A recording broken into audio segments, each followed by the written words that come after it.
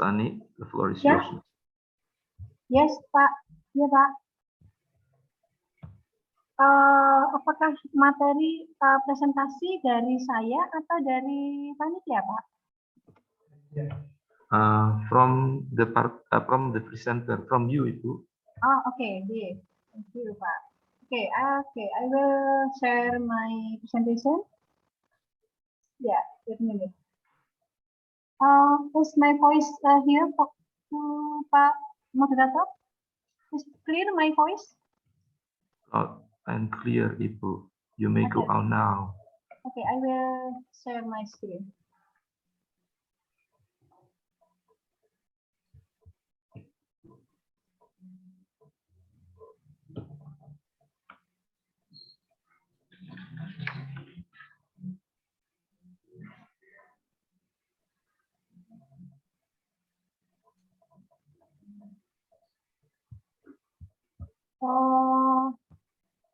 Is my presentation show in our screen? Yes, it is already shown to our screen.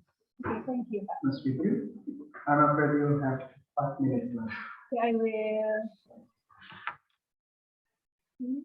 share the screen. Okay. Okay, thank you, Bapak Ibu.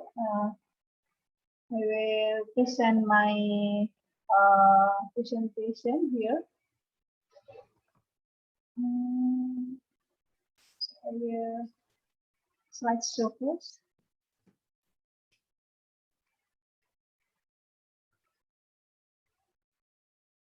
Yeah, okay. Bismillahirrahmanirrahim. Assalamualaikum warahmatullahi wabarakatuh. Good morning, everyone. Good morning. Okay, thank you. Today I will present the result of our research that has been carried out by our teams with the team application of permeable pavement as low impact development in improvement water quality in Semarang River. Our team members are myself, Anissa Ningsih, and then Pak Muhtar, Hadi Dodo, and then Nurullah and Kalisa Safa. We are from the Department of Environmental Engineering of Diponegoro University. Okay, next slide, I will go to the introduction. Yeah, before I continue my presentation, this presentation will consist of introduction and then method of study and then result and discussion, and the last part of presentation is about conclusion. Okay, we go to the introduction or background of the research. The thing that motivated me to motivated us to do the research is that the Semarang city government has a plan to make a Semarang River as one of tourism, water tourism. So the Semarang city will have a concept with the waterfront as a waterfront city. Semarang River arranged land with the historical river. You know, the Semarang River range that with historical river from the city walk concept by Semarang city government. So the river not only serve as drain water, but can also be a potential tourism area. As we know, water in Semarang city or Semarang River still come from the inlet of the residential drainage system. And we know the drainage system in our city is still use mixed drain or mixed system. This means the household wastewater from our household is still mixed with rainwater. It can be, I think it can be reduced the water quality at the Semarang River. Therefore, to improve water quality in the Semarang River, it's necessary to apply an LID or low impact development kind of the drainage system in the form of permeable pavement along Semarang River. So here in the here the Semarang if river, we can make a pavement permeable or permeable pavement in left or side cross section of river. Yeah, this is the background. And next we go to the method of study. Yeah, the method of study will use a pointer maybe. Yeah, the research method is conducted with the 3 stages of method. The first, namely of collection data, we have collection data, and then the second is processing data, and the last is the analysis data. Here, we are collect the data from the Semarang River. We have water quality sampling data was taken from 3rd up to 5 January in 2021. Also data about river morphology, data based from 5 investigation or 5 observation, and then the data of depth of water, also elevation, and then rainfall data, and the detailed engineering drainage system from Semarang River, and also land use map. The land use map usually as base data for us to determine the runoff coefficient. Yeah, in analysis of hydrology, we use the data of land use. And then the next stage is data processing. For hydrology and hydraulic analysis, we use model. We use the water quality modeling using SWMM or Storm Water Management Model 5.1 software with most of function in the form of TMC. TMC is like parameter for convert of load or concentration, yeah, concentration of load pollutant load. And the analysis, we use a simulation from the software simulation in 2 scenarios. The first is existing condition, and then the second is simulation with simulation using LIT, and from the simulation we can compare what the impact of LIT for the water quality in Semarang River. Okay, next the result and assessment. Yeah, this graph, the following graph of this graph is the result of modeling of water quality of the Semarang River. As can be seen at the observed, it is for at point 1, and POD, TSS, and COD nitrate also have a constant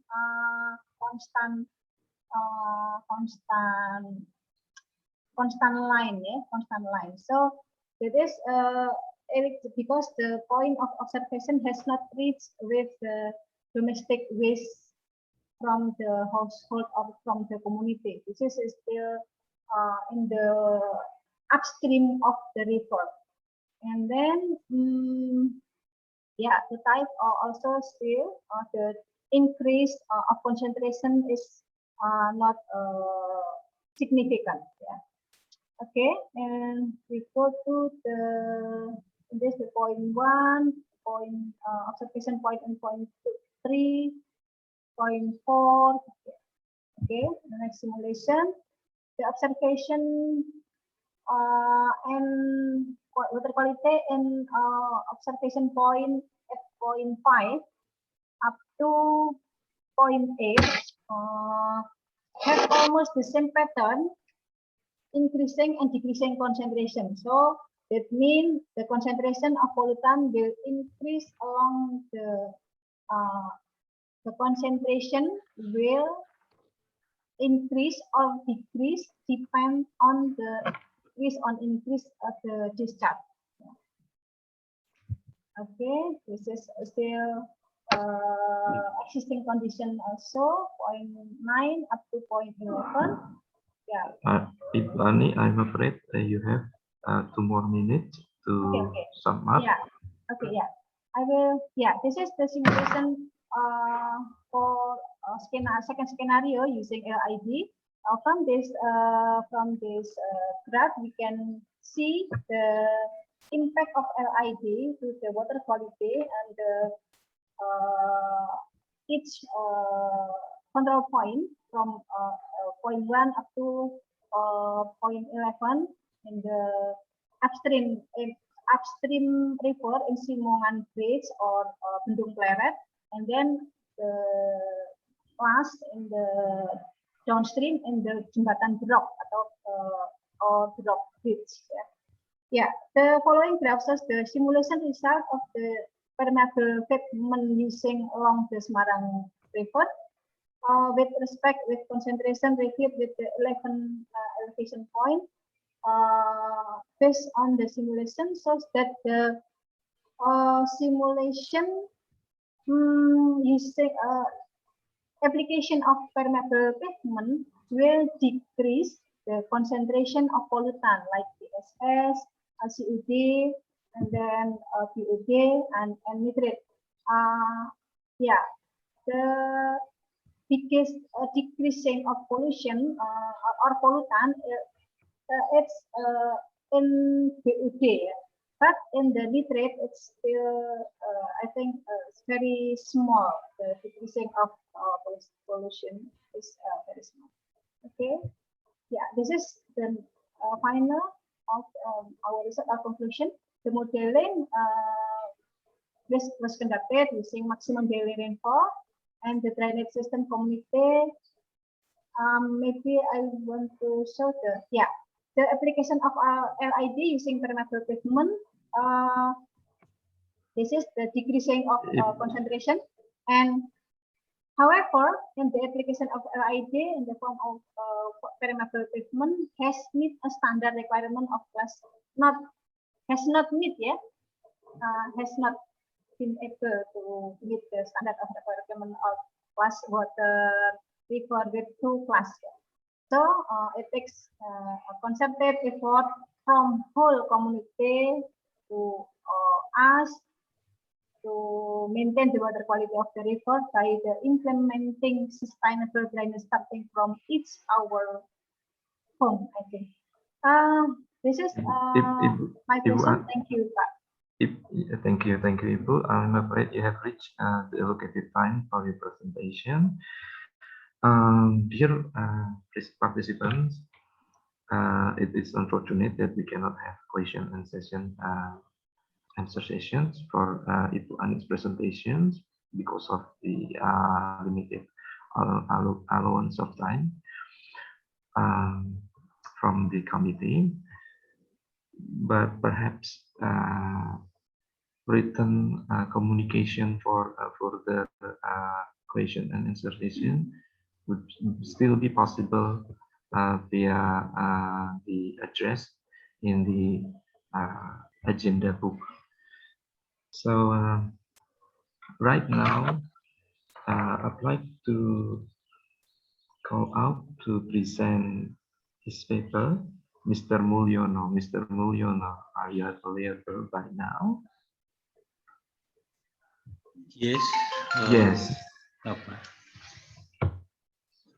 Arya. Yeah. It is.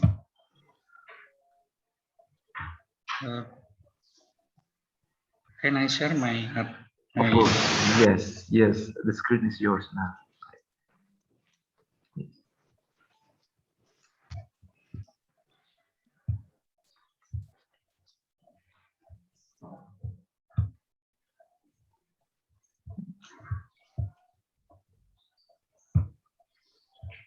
Okay, I stop my. Please, Ibu Ani. Yes. Yeah. Thank you. I'm sorry. No, that's okay. No, I'm sorry. Okay, please, Pak Mulyana. Yeah, thanks, Ibu.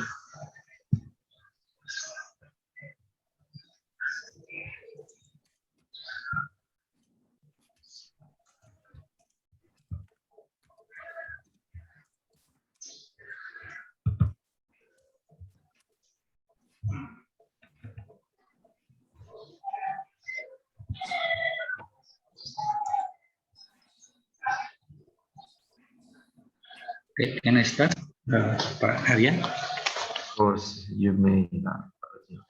Okay. Thank you very much. Thank you very much for your time. Now I want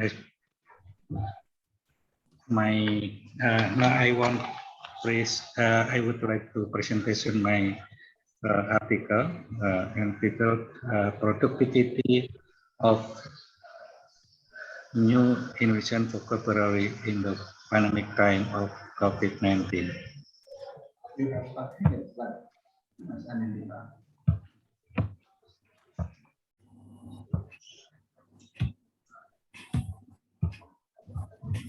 The phenomenon of the COVID-19 pandemic has caused many problems, starting from the health, economic, and sociocultural fields.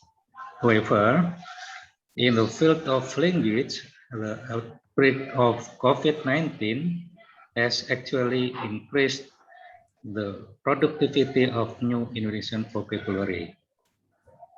The rapid and massive development of COVID-19 to all countries in the world has made people and government panic.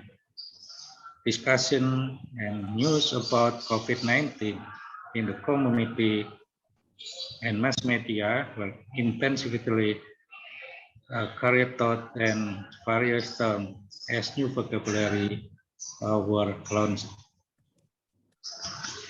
The study aimed to describe the productivity of new Indonesian vocabulary during the COVID-19 pandemic, describe the use of new Indonesian vocabulary related to the COVID-19 pandemic, and describe the factors that led to the emergence of new Indonesian vocabulary during the COVID-19 pandemic. This research is a qualitative descriptive study. The data collection was done by observation method with note-taking technique. Data analysis used the intralingual equivalent method.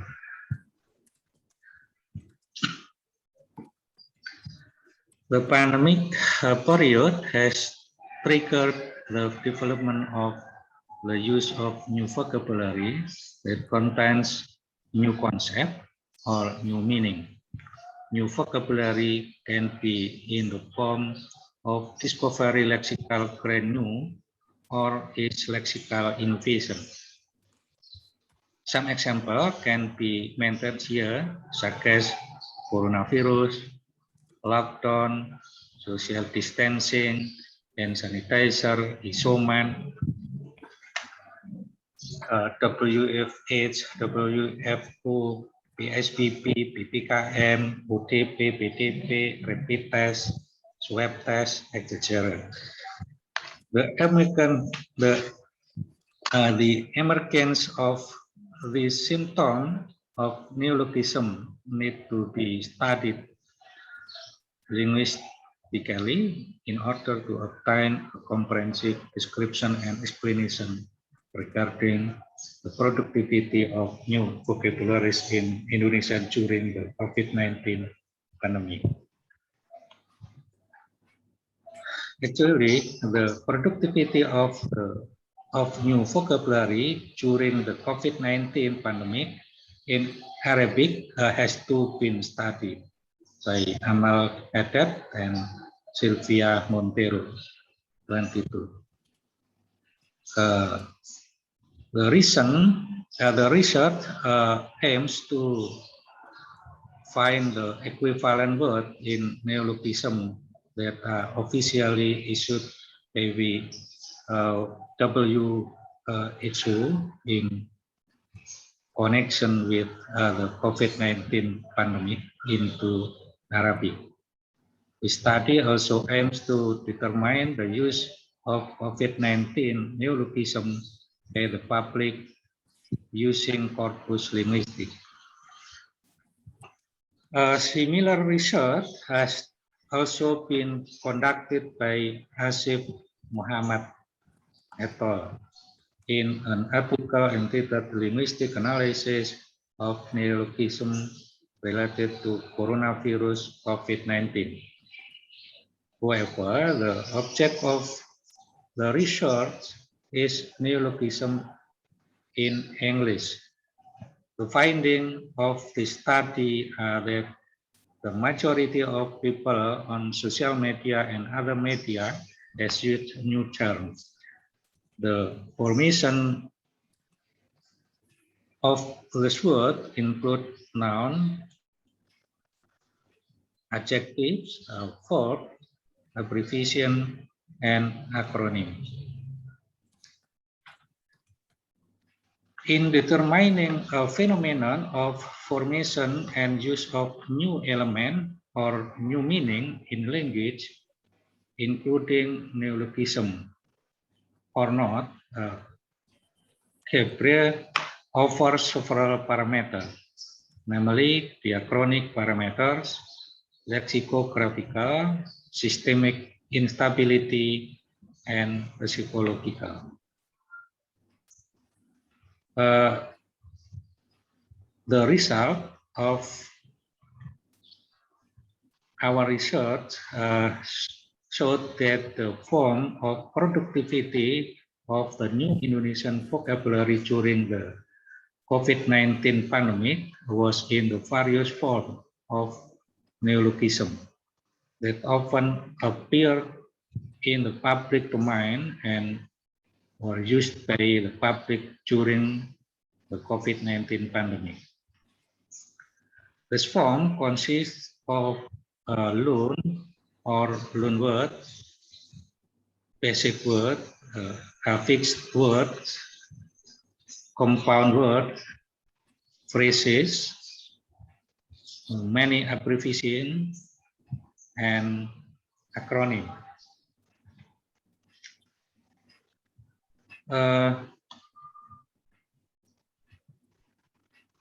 For the sample of a word,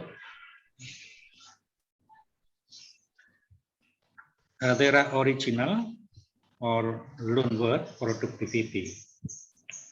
Neologism in the form of the original word was not found in Indonesian during the COVID-19 pandemic because the word that appeared were foreign words, most of which come from English. The words found are loan words from foreign languages, which are then adapted into new vocabulary used in society. This form of variation can be divided into two groups. Number one, basic form. The form of the basic vocabulary here is in the form of monomorphemic words that have not undergone a morphological process. Some examples here in the basic form that often appear like a droplet, suspect, antiseptic, etc. And number two, derivative form. The derivative form is a word formation that has undergone a fixed resulting in a change in word class from its basic form. Some of the form of derivation that often appear indicated,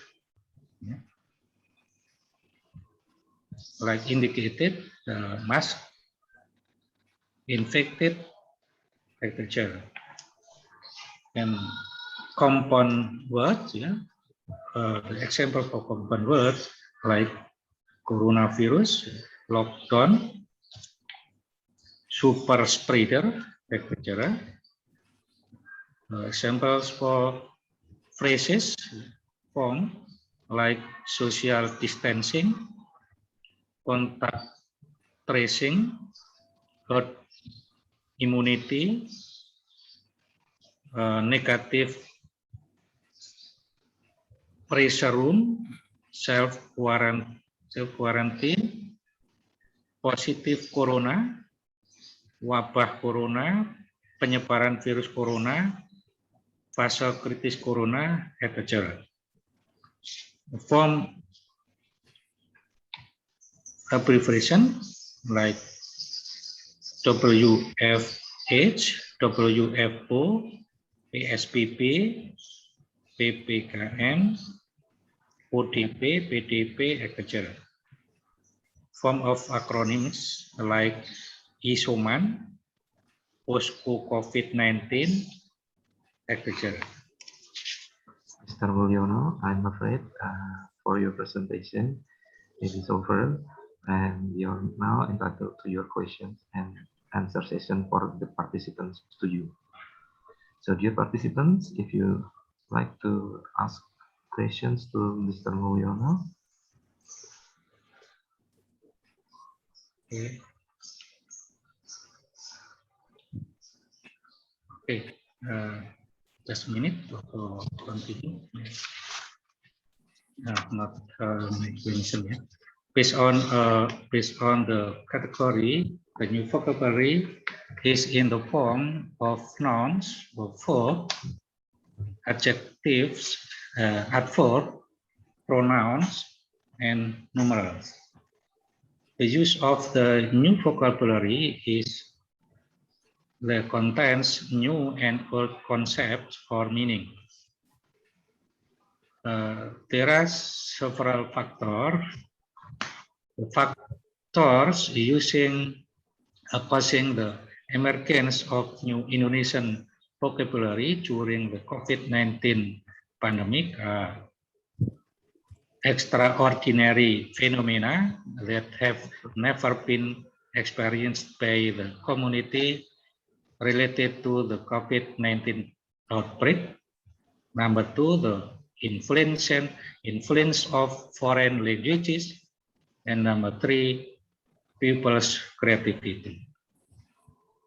I think finish my thanks you, moderator.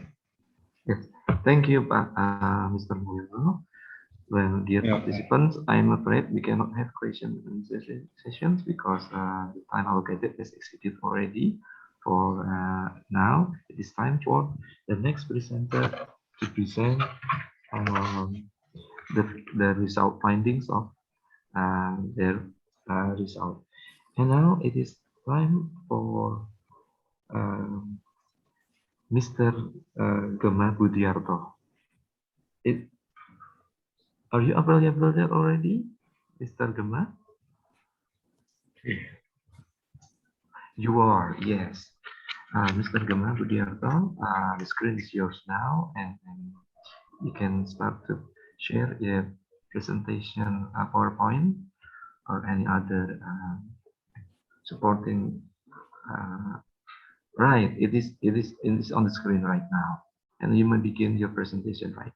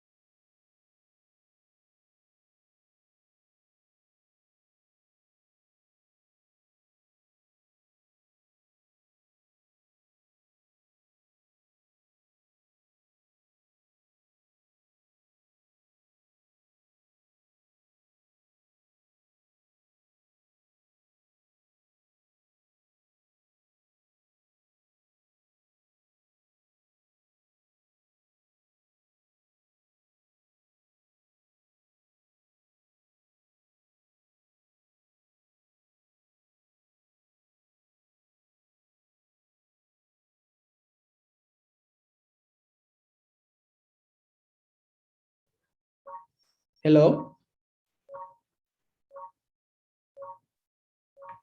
Izin Pak, sepertinya masih di Iya. unmute suara. Oh ya, halo. Tes. Ya sudah saya dengar. Ya, oke. I'm sorry. So I'm sorry. This is my trouble. So it is in this occasion I am going to talk about the occupation of the Japanese 16th Army in Banyuwangi is Java 1942 until 1945. So in this presentation, I have two main themes. First, social and commodity mobilization, and second, defense and security policies. Okay, first, social and commodity mobilization. During its occupation, cotton plant was one main commodity in Indonesia. The Japanese 16th Army strictly restricted the distribution of clothing materials, yet developed the local cotton production in a massive scale. Due to this limitation and weak economic factor, the rural communities wore garnisage as their alternative everyday clothes. At the time, people only had very limited numbers of clothes and were continuously worn since having no money to buy clothes. Therefore, garnisage was used as alternative clothes, though they were not comfortable to wear. In the first occupation year, the Japanese 16th Army planned to build the cotton production until 1947. According to Jawa Menkan Saibi Kyokai, the cotton planting organization in Java, a good areas to plant the cotton were Malang and Besuki. What cotton planting area in Banyuwangi was Blambangan in Muncar sub-district. Meanwhile, the cotton spinning and weaving activities were made in the people's homes, and the products were used for themselves. They sold the cotton when they need money. The food needs for the East Asia War required the people to send their rice to the Japanese 16th Army. Thus, the occupying government encouraged farmers to increase their rice production. The Banyuwangi people were also required to plant castor trees and tubers such as bedul and iles. Java Island has an essential role in supplying rice to Malaya, Singapore, and other places in war areas in South Pacific regions. Although the rice production in Java was not as big as that in Thailand, Myanmar, and Cochinchina, or the area in south of Vietnam. The Java rice was known for its high quality and preferred by the Japanese soldiers. In 1943, the rice market was banned. The yield were monitored and grading and distribution were carried out by the government. Moreover, the occupying government also determined the rice quota which should be fulfilled by the farmers and the rice processing price. In early 1944, Tonari Gumi was formed and had the role to collect the rice yield. The Japanese 16th Army government ordered the village officials such as the village head known as Kucho, agriculture instructor known as Nakyo Sidoin, Kei Pondan members, and Tonari Gumi heads also called Kumicho to oversee the entire rice handover process. Banyuwangi farmers were often confused in fulfilling the determined rice yield due to the absence of seeds and lack of male laborers. In Banyuwangi, a rice grinding factory was built and called Petuton.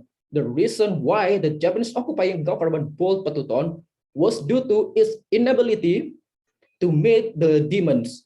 The Petuton was built in Purworejo sub-district and used lesung, a traditional rice processing instrument in which the villagers called it dolongan, while its activity was called nutoni. Between April until October 1944, the rice provided by Kawedanan Banyuwangi was by 49.3%, Kawedanan Rogo Jambi by 33.5%, Kawedanan Blambangan by 78.8%, and Kawedanan Bangorejo by 79.4%. For the whole Banyuwangi Regency, the average amount of price provided by Karsidena was by 61.7%. To fulfill the Banyuwangi people's needs, the government prohibited them bringing the commodities out from Banyuwangi regions, such as batik cloth, sarung, coconut, copra, and pure coconut oil or minyak kelente. Those commodities could not leave Banyuwangi without a legal permission from the Banyuwangi Kencho, but this prohibition was not applicable for goods used by the Japanese army. There was also a regulation stating that 50% of copra should be sold at the predetermined price in Banyuwangi for the coconut oil factory. Meanwhile, the other 50% was allowed to sell in other places. Fujinkai also had an activity as labor in the agricultural field. In several regions in Java, such as Banyuwangi, Fujinka had the duty to increase the agriculture production.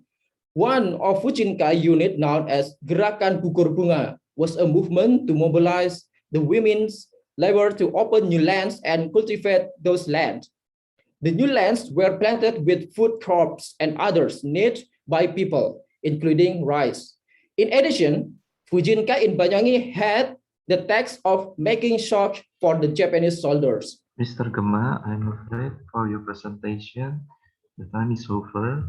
You have now. Okay. Yeah, I'm afraid this is from the committee. And dear participant, if you like to ask Mr. Gema questions, please you may ask the questions right now.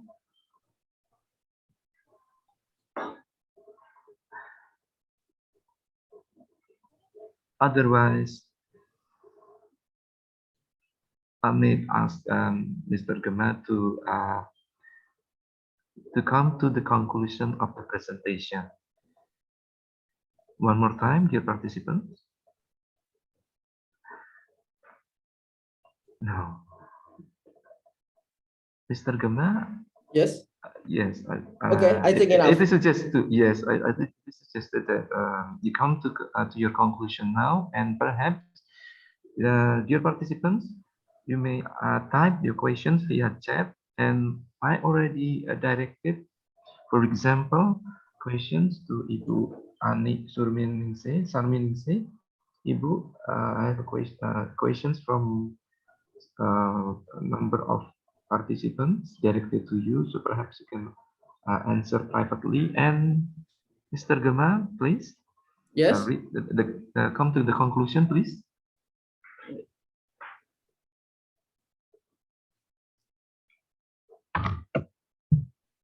Yes, in conclusion, in Banyuwangi, the Japanese military also established the internment camps, as explained by the French Sporting Lippe, showing that in some places the internment camps were built, such as in Banyuwangi City. In Banyuwangi, temporary camps for special prisoners from the military who were later transferred to the military camps in Surabaya, Blambangan in Munyar Sub-District, Srono, Kesilir, which were included in the Surabaya civilian camps. The Kesilir area could be the internment camps for 70,000 European and Eurasian prisoners, including men, women, and children. The camp area was not only in Kesilir, but also included the Sanggar or Pesanggaran area in July and August 1942. About 2,000 Dutch and 1,000 Eurasian were brought to Kesilir. Yet part in the spirited barrack, the internment camps were not new building. Those camps were the house of residents evicted by the Japanese soldier and reused as the camp. The Japanese occupying a government did not cover the life necessities of the prisoner. Therefore, they had to support themselves. That's all. Thank you for your time and attention. Thank you for your insightful presentation, Mr. Gema. What a historical fact, my dear participants. 70,000 prisoners in Surabaya. How would anyone can guess at the time? 1942. This happened to this our four land. But thank you for the historical fact presented today, Yes, you're welcome. Mr. Gema. And now, dear participant, you may still ask Mr. Gema about this Japanese occupation in Surabaya and surrounding regions to Mr. Gema via chat. And if you like to, you may direct message to the presenter. Well, now it is time for Ms. Fakita Kurniawati.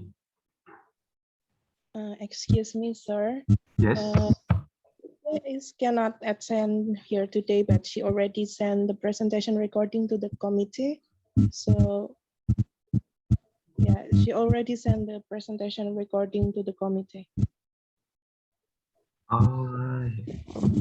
Yeah. Or should I play the recording? Yes, please. Okay. Wait a minute.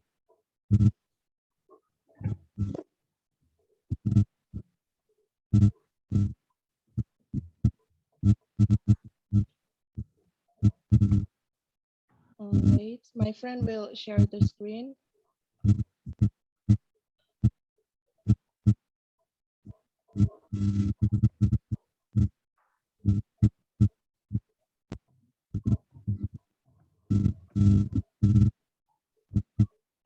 So sorry, but wait a minute.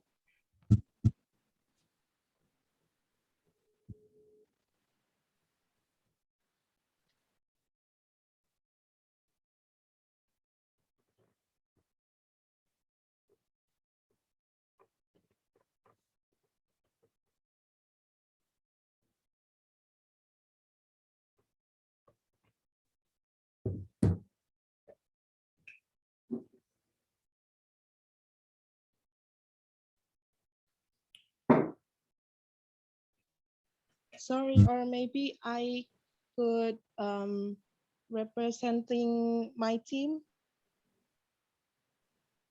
to do the presentation, sir.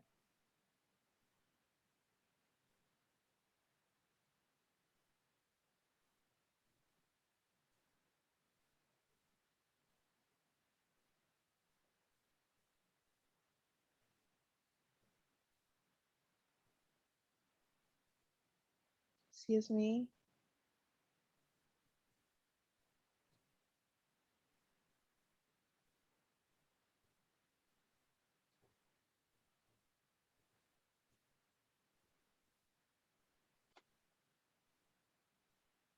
Excuse me, Pak Arya.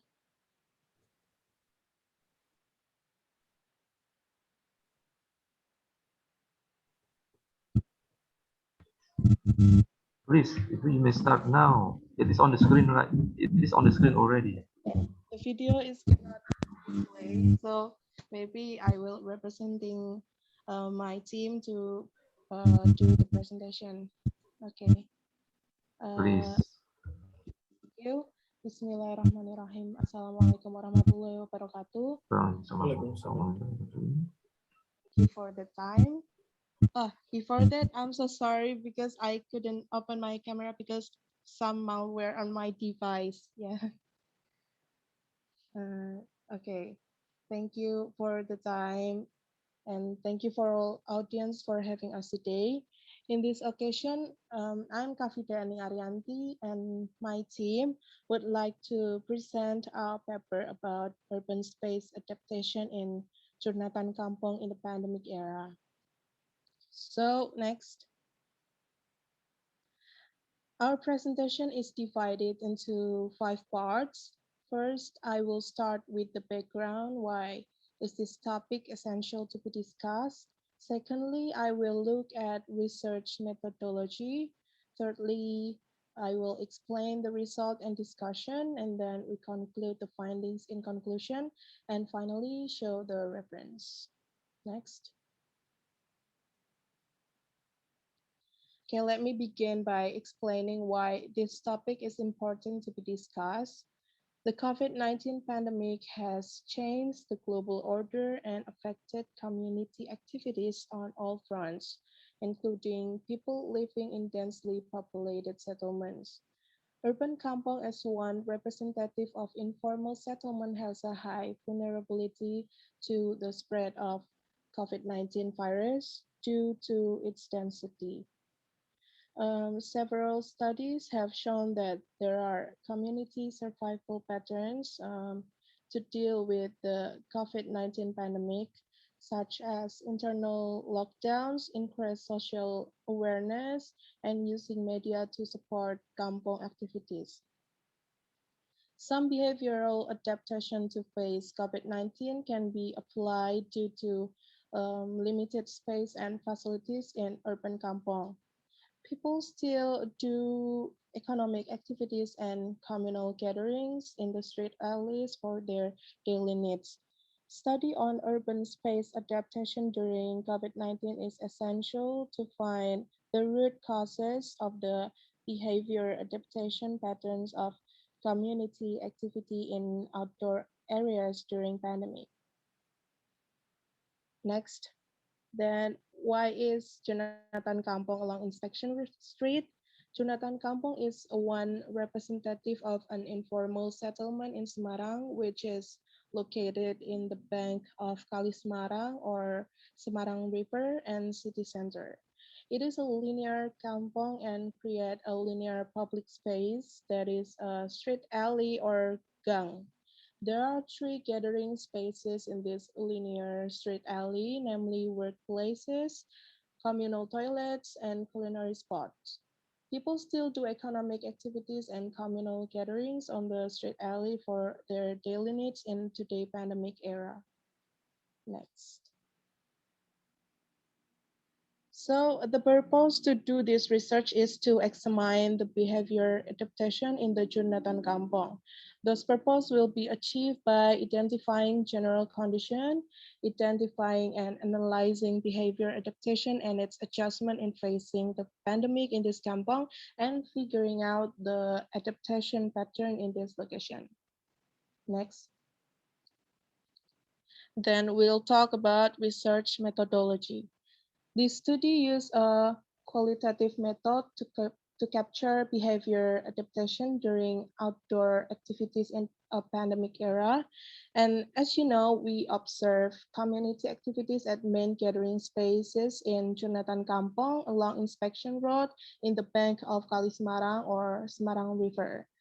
Researchers used direct observation and unstructured interviews with the community, which is 27% who are using the activity space in this kampong. These actions were made mainly at the main activity points along the street alley on July 2020 and May 2021. Next.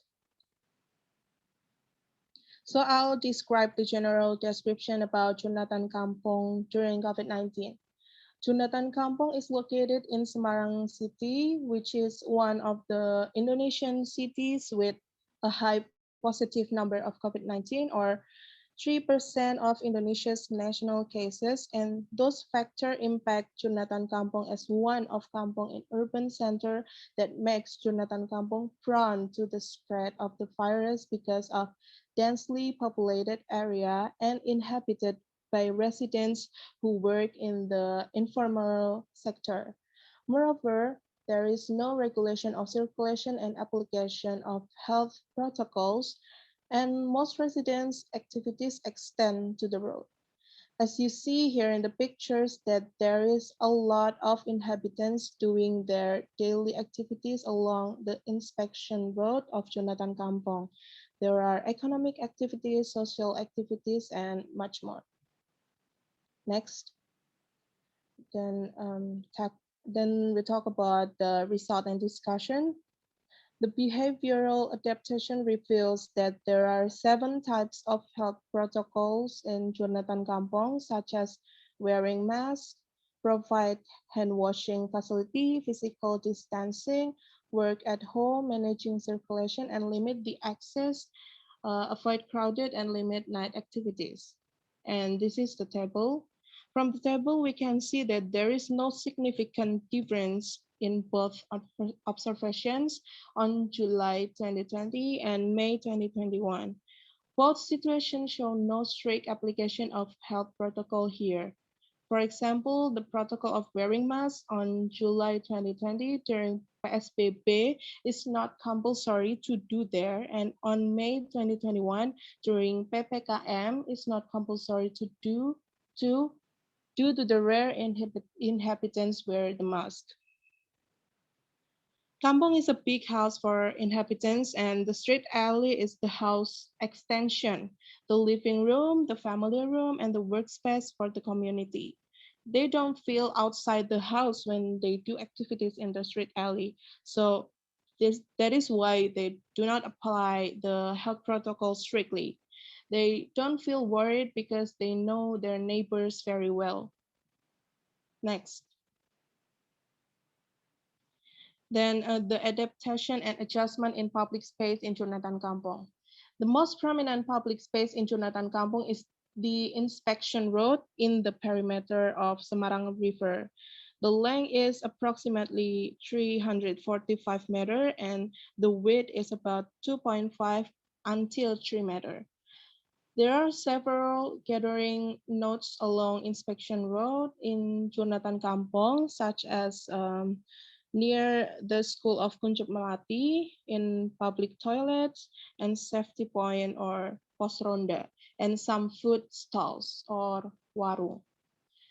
The activities in those gathering nodes are doing normal situation with no health protocol applied. There is no behavior adaptation and adjustment with new habit because they choose to prioritize adaptation to the economic impact rather than health impact. People prioritize running their daily activities as before rather than thinking about the pandemic. Based on the interview with some inhabitants, they explained that they have to find a new job selling in Kampong to be a doctor at port due to pandemic. Some shops around the Jonathan Kampong are closed. The workers no longer eat and shop in the Kampong, so their trade is locked. Then they are forced to find a new job. Next. Okay, we'll talk about the conclusion. The findings from this analysis show that local community in Jonathan Kampong still use the outdoor area along inspection road to do their daily activities commonly in pandemic era. The inhabitants are required to ignore health protocols to survive with the economic force and the absence of enough space in the urban kampong. And finally, it can be concluded that the peculiar behavior adaptation here is no action with nowadays pandemic due to economic impact is more complex than the health impact. Next. And this is our reference.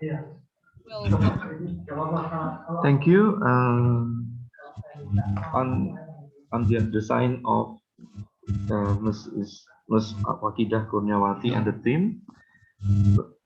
Dear participant, we have 4 minutes to have this question and answer sessions about this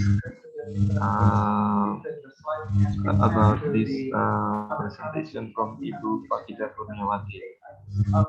One of the presentation of the committee, he said that it's okay for us to do presentations. So you can perhaps share the slide to my WhatsApp number. Hello, Pak Arya. Yes, please. Yeah. Okay. I'm sorry. I'm for being late. But maybe can you repeat your maybe question or statement before, because I didn't capture your statement. Oh, I'm sorry. Yeah, no worries. I mentioned that we have 2 minutes now. Okay. Oh, okay. Yeah, to have this question and answer. Okay, toward the presentations of Ibu Wakidah Kurniawati. So yeah, it's now ticking. And I'd like to also say that if we cannot have this direct question and answer sessions right now here in this chat, in this room, in this presentation room on the screen, we can still have the communication via chat. So already a number of questions directed directly to the presenter already, and I could mention the questions directed to Ibu Ani Saningsi. And we have questions from you, so you can also directly. Okay, yeah, okay, already replied to the participant asking the questions already. Yeah. Directly, Yeah, yes. I have answered from Pak Arya Jati ya, Pak? Yes, it's actually from from the dear participants, but yeah, I'm also directing the questions from them. We have 1 more minute, please.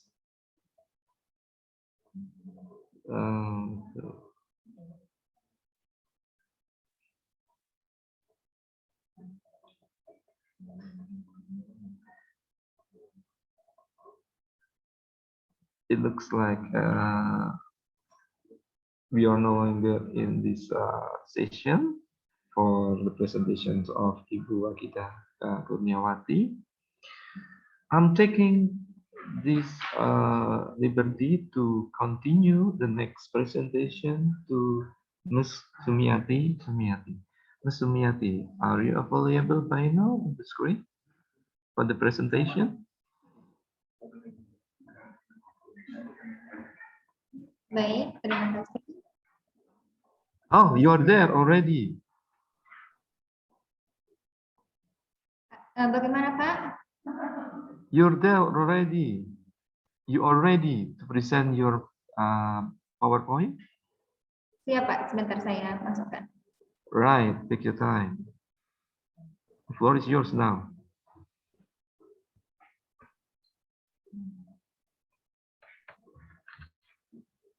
Right, Ibu Sumiati. Baik. It is on the screen right now, and now you may begin your presentation. Best of luck. Thank you. Good afternoon, everyone. My name is Mia. Good afternoon.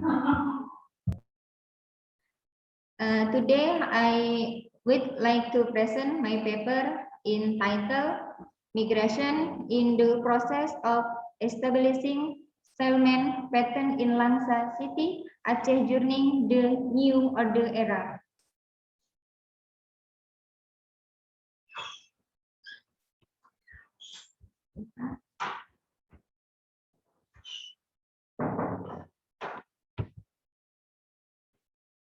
A background. Langsa has been an open city since the time of the Iskandar Muda Sultan, which was marked by the existence of the Majapahit area in the south of Langsa, which was also part of the Kejuruan Langsa before the 20th century. This is thought to be a link to the attempt by the Majapahit kingdom to annex the area in the 14th century, which resulted in the conquest of Haru, Tumihang, Perla, and Samudra.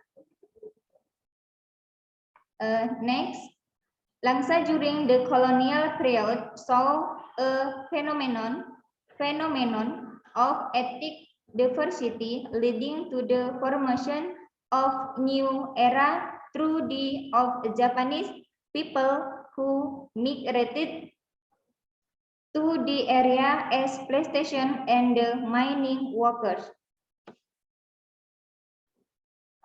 The politic of economic exploitation carried out by the Dutch colonial government through the opening of plantation and mining in the early 20th century was the main factor in the arrival of Japanese to the East Aceh region. Desire to search for a better life is, of course, the main reason for members of an ethnic group to migrate.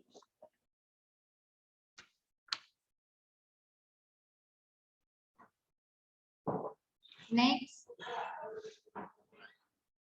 the migration of Japanese and other ethnic people to Langsa, East Aceh, is plantation worker create an interconnectedness between the economic sector and the social life of the communities in an area.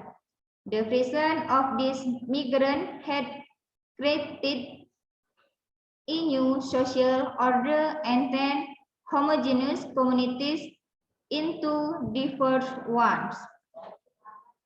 Next problem. The study seeks to answer question of way ethnic migration stimulate the formation of settlement pattern and how the contraction of this settlement pattern is alleged.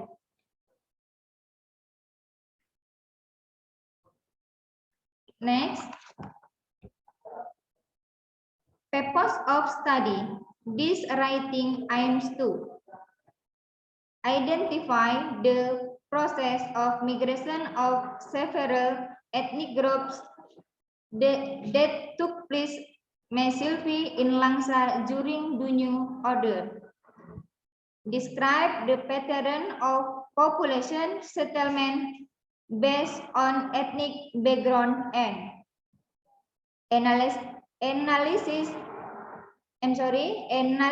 the relationship between ethnic migration and settlement pattern with ethnic background in Langsa, East Aceh. Next, method. The method used is the historical method, which is a systematic set of rules and principles to collect historical sources, effectively evaluate them critically, and present a synthesis of the result achieved in analytical writing. Next,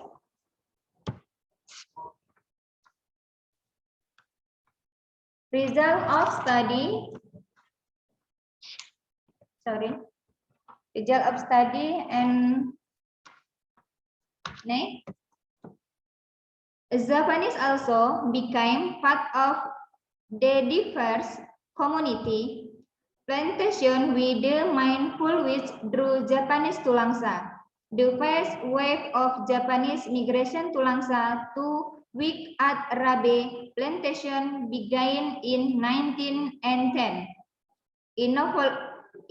involving 842 people. The expression of plantation areas further attracted more laborers.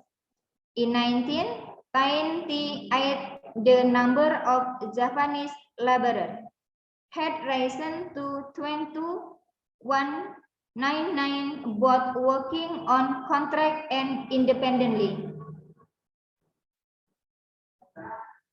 Apart from laborers whom we directly from Java area, Japanese in Langsa also include those who had escaped from plantation in East Sumatra to regulate workers on Langsa plantation, including Chinese laborers. The colonial government established Coordinates Acehan dependencies number 334 in 1916. Next.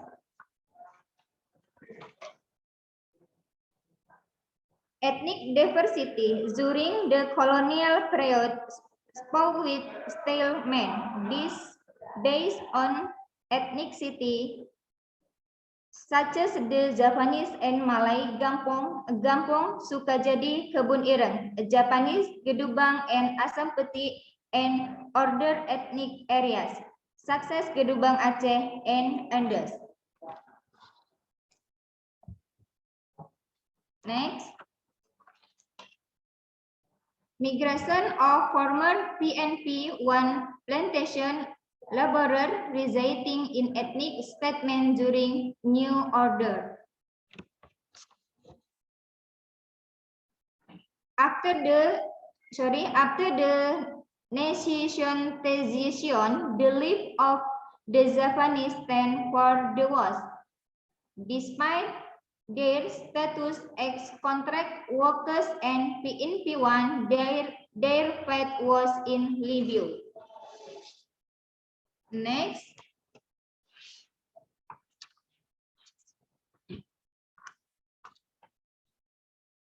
Adapting before adopting. The establishment of ethnic settlement by former contract workers at PNP-1, which is now known as PTPN-1, also called Kebun Lama by local, began by the clearing of land to live and grow crop around PNP-1 plantation and empty land belonging to Ulebalang Langsa. In 1967, the Japanese paid Ulebalang 9 alibasa for the land they had cultivated and converted into an ethnic Japanese settlement called Sidoarjo. The same process goes for the establishment of the Sidodadi village. However, this time the farm laborer bought this land from PNP until finally they joined a government program called PRONA. Up to date, ethnic village or settlement have been established surrounding the PTP-1 plantation, including Selala, Sidoarjo, Sidadadi, Asam Beti, and Pondok Kemuning, and Gedubang, Jawa. If Mrs. Sumiati, I'm afraid for the presentation, the time is over. It is time for the dear participants to ask you. Otherwise, you may come sum up your presentation with conclusion. Dear participants, you are welcome to ask Ms. Sumiati questions.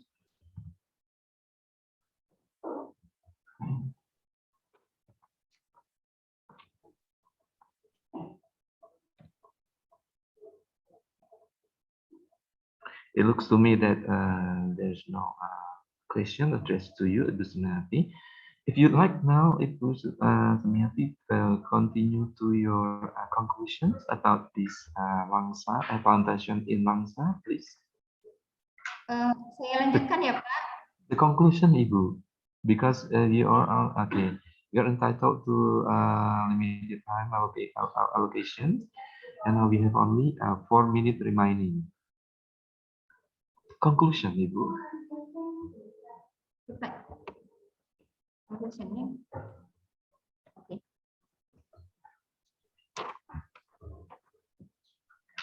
Baik, saya lanjutkan untuk conclusionnya. The colonial period saw a phenomenon. The colonial period saw a phenomenon of ethnic diversity from the formation of new settlement in Langsa, East Aceh. The establishment of ethnic settlement in Langsa is the result of the colonial government contract labor program. The goal of PNP-1 to improve the welfare of Japanese workers was the biggest factor in the formation of an ethnic area around the plantation, which is now called PNP1 or Kebun Lama Langsa. The new order government facilitated increased migration, thereby increasing the number of ethnic Japanese who migrated to the area, and the transmigration program aimed at maintaining economic and political stability. Let's go back to Next, the answer to the the problem of why ethnic migration stimulates the formation of a population settlement is the government failure to implement policies and improve the welfare of the people, which is a counting factor for the formation of the promosis of BT laid in Sambuah else are among factor for migrants life. Adapt to science and accept new cultures and continue to try to maintain the existing culture. The meeting of people that share similar effects, ethnic identity, and hopes leads to the formation of an ethnic settlement. Terima kasih. Thank you. Thank you very much, Ms. Sumayati, for your presentation about this plantations in Langsa. But it also connected to the transmigrations program proposed by the government in the New Order era. There has been problem unresolved up to now from the presentation, dear participants. So it is therefore, if you still would like to ask questions about this transmigration, about the plantation in Langsa especially, you can still ask Ms. Sumiati via chat, or you can just in general type this chat or private direct chat. I'll transfer your questions to Ms. Sumiati directly.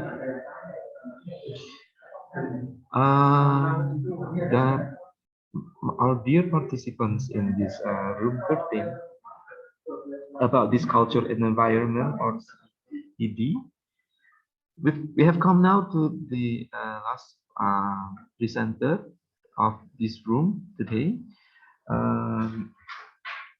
He's Mr. Herianto. Mr. Herianto, are you there already? Are you available by now already, Mr. Herianto? Thank you, Pak Rajati. Yes, I am here now. You are there already. hello, Thank Pak. you for attending this session, Mr. Herianto. I think everyone's been waiting for the presentation, so you may like to share your presentation and the floor, and the screen is yours by now. Thank you. Thank you, Pak Yarsati. Thank you, Pak Moderator, for allowing me to present my research. So being the last person to present is really feel under pressure. Okay, thank you. So this is my research. The title is Researchers' Experience of Institutional Repositories. So this research aims to explore and to investigate what the researchers thinking about the institutional repositories. This is the term that maybe is very common for librarians, but maybe not many of us has been familiar with the word of institutional repositories. So this research would like to know how the researchers, which is lecturers and also independent researcher, when they're using repositories. So, and we believe that this study is important for not only for Undip, but also for any other universities in Indonesia. The fact is, this topic of research is become widely known and is the trending research topic for the library studies in Australia, in UK, and in some universities in Europe. So the trending of repositories is become more and more important because this is one of the channel, the information resources that used by most of the researchers to disseminate their work. I know that many of you are struggling to publish and to submit your paper into journal. Why? To be read by other researchers, to be cited by other researchers. That, however, there is also one outlet for the research output that is actually available in our own university. It's called institutional repository. So the result or the finding of this study will be significant for us as a researcher and also for the management, also for the decision maker university, because here I and my team would like to investigate how researcher perspective about their institutional repository, about how they use, why they're using the repositories, why journal is not enough. So first of all, I would like to just a bit short explanation about what is actually the repositories. It's a digital channel. Is you can say also it's like a digital library or digital archive for collecting and preserving. And so collecting and preserving, it means that every research output that university lecture have been done, actually universities require us to archive the paper, not just the paper, but maybe the proposal or the PowerPoint, anything that the data, for example, it needs to be preserving and collecting in a professional way, in appropriate way.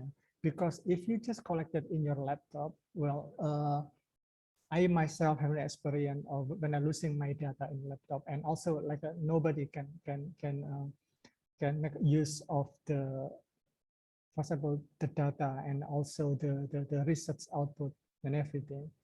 So by collecting and preserving and archiving in a digital copies in repository, it also will be disseminated widely rather than only in my own computer laptop. So the repository is managed mostly by the librarian, by the university library, by the help of the IT person. So they will taking care of the papers, of the archive or the preprint or the outer version of the paper when the paper has been published in a journal. So the research has been done with qualitative approach. So we only involving like 35 researchers. They are agreed to be interviewed. So we're only doing the interview as the data collection technique. There are 35 researchers from different universities, and the finding of this study when 35 researcher has been interviewed, and then the data has been transcribed, and when we analyze using a thematic analysis, then we come to the results that okay, there are some interesting fact about how the researcher using the repository.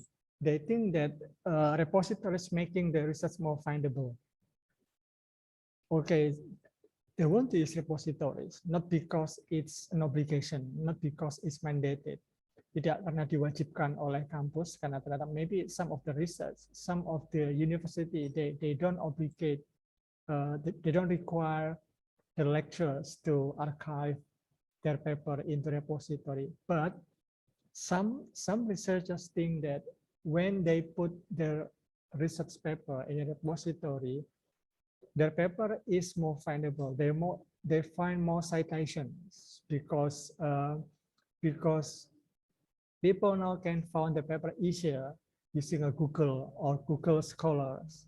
So I think this is the thing that is looking for by the academics. For me myself, if I do research and I disseminate my research, I would like that people know, people read, and if they could, people cite. It means that my research has an impact. I can only do that if my paper can be found easily by other researchers. So they think that repository is then a good way to disseminate their research paper. Second thing is researcher want to have their own CV, have their own profile that is digital, electronic, is online. So people, if they want to know about which Pak Arya Jati, they just click in Google or in the Undip site, and then they know, oh, okay, this is Pak Arya Jati, the moderator. The research that has been done this year, and everything is about the assignments, it's about their books, everything. So it provides a profile, your digital profile, Bapak Ibu, if you use the repository. I mean, just from the perspective of the researcher who has been participating in the study. So by looking at the finding, the experience that has been shared by the participant, we come to a conclusion that repositories is an important opportunities for us, the researchers, for the lecturers, and also, yeah, for the management of the university. That it's very important part for research productivity and research communication, because the research that has been done, has been reported, it needs to be communicated, not only to the funder, not only to LPPM, but also to the colleagues, not just colleague in our own university, but also the colleague from any other universities. And so, and as a result of the adoption of repositories by us, by the researchers, it means that our research outputs, it's available for anybody, not only for those who have access to academic database that it costs like millions, and we all know that not university have the ability to subscribe to the expensive journal and expensive database. But when you put your research works to the repository, it means that you allowing anybody from Indonesia, from Malaysia, from Singapore, and from Undip, from UNESA, from UNINUS, from anywhere to read your research. And if they think that your research is helpful for them, then it means that it can help their research as well. So that's all, Pak Moderator, about the research that has been done. Thank you very much.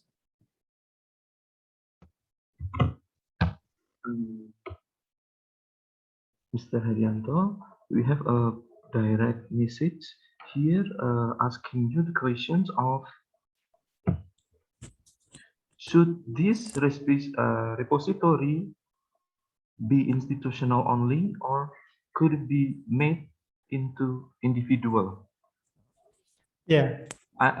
What is your comment? Thank you, Pak Moderator. Basically, the repository is established by university, and I believe that Indonesian universities, the majority of Indonesian universities have repositories. Usually is managed by the central library, Perpustakaan Pusat. But if there are some individual who like to have repository because they want to manage, because they want to archive the research output, yes, of course you can have your own repositories by using a blog, for example. I also have my own blog that I keep my all the data of my publication. I archive it in my blog. So yes, the answer is as it's called institutional repositories, it is managed by the university. Thank you, Pak Arya. That's the answer. Yes, we have another one. In what would be the idyllic institutional repository? Can we have the repository at the level of department? Commonly, repository, because it's managed by the university, it covers the whole faculties. But there will be metadata that explains what faculties and what department that has been used the repository. So for example, Undip repository called e-prints, it means electronic prints. For example, if I submit or if I archive, I send my paper to the repository, to the librarian, and then they send it to the repository, they will create a metadata. For example, my name is Herianto. I come from Library Science, is from Faculty of Humanities, and from Diponegoro. And if Pak Arya Jati also send the paper to the repository, the librarian will put a unique metadata. Okay, Pak Arya Jati is from literature studies, from literature studies, from Faculty of Humanities, and yeah, and then the other researcher will have a different and unique metadata. It means it will show from which faculty are you come from. So no, it's not from its department, because it's not easy to manage repository. It should be from the university, I think. This is the last one, Mr. Herianto. As this institutional repository is concerned with higher education, can university students benefit from it? Oh yeah, of course.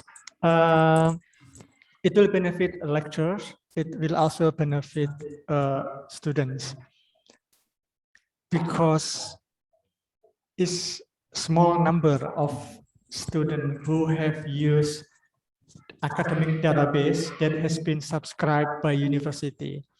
I've done my research about how students looking for information, academic information, when they have done, when they have to do scriptsy, when they have to do thesis and dissertation. Most of them using Google and Google Scholar. And the good thing is repository is indexed by Google and Google Scholar.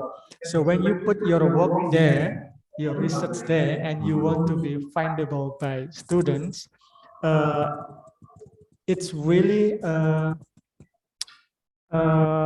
mean, it means that it's open a chance that the student will find it and using it for their assignments. So yes, it will be helping students to find scholarly information for their work.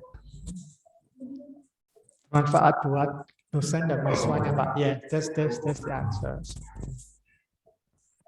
Thank you very much, Mr. Herianto. Well, dear ladies and gentlemen, dear participants. Thank you. Okay.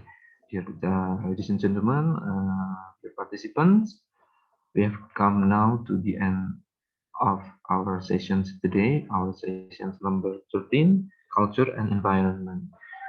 There has been a number of interesting topics regarding series of environmental and cultural aspects in this post or in this pandemic situations, ranging from the permeable pavement and for the use of this flood control, and then also this Fujinkai, and then in Japanese concentration camps in this island Java, and then also the unsuccessful yet story of historical fact in this new order era government, in this program entitled Transmigrations for this distribution of the welfare deliverance, and also about this plantation in Langsa, which has been nurtured and developed from year to year, and up to this institutional repository benefits for both students and university lecturers themselves. Quite various number we have covered today, and it's very insightful. We can get and share today.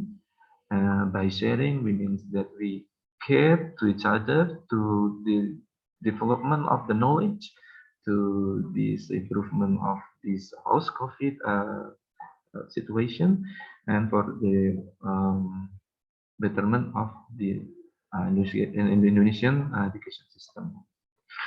This could get as a highlight for our sessions today in this classroom, Culture and Environment, CED Room 13. My name is Arya Jati. As a moderator, I am signing out. But beforehand, I would like to thank you very much for your very insightful knowledge to share with us today. And we would like to look forward to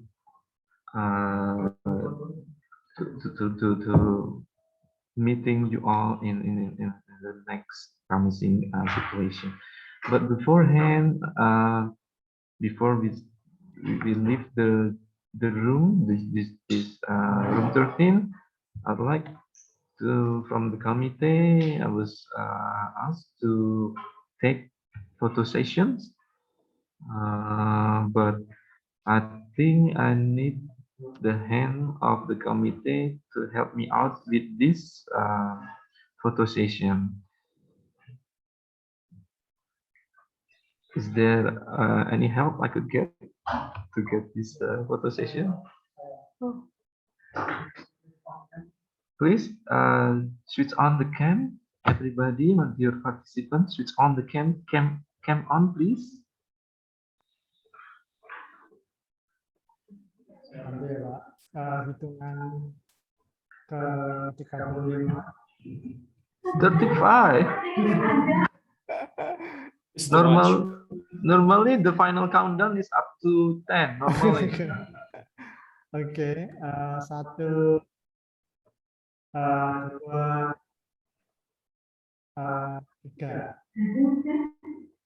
Terima kasih.